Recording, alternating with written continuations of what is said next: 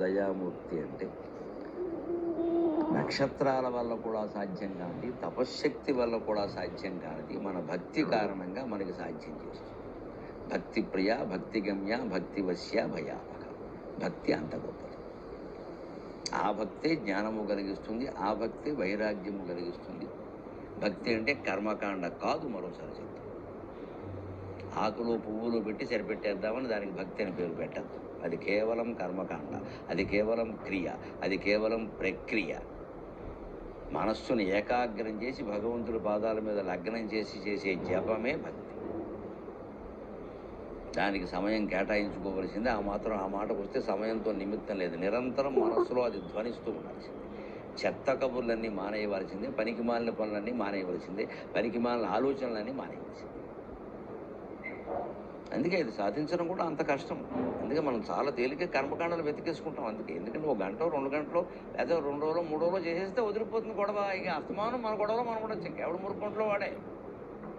మనకు ఆ మురుగుంట్లోంచి బయటికి రావడం ఇష్టం ఉండదు. అందుకే మనకు జరగవు. నక్షత్రాలను రాల్చేసే శక్తి కలిగినటువంటి మహర్షి కూడా కేవలం భగవద్భక్తితో అమ్మవారి యొక్క జపం కారణంగానే మార్చగలిగాడు కూడా. దేవీ భాగవతం నవరాత్రుల రోజుల్లో చెప్పుకుంటాం. అంత భక్తి ఉంది. మళ్ళీ ఈ కథ చదివేస్తే ఏదో అవుతుంది అనుకోవద్దు. కథ చదివితే కొంత సమయం అవుతుంది, కాఫీ అవుతుంది. ఉన్నట్టు చేస్తేనే అవుతుంది.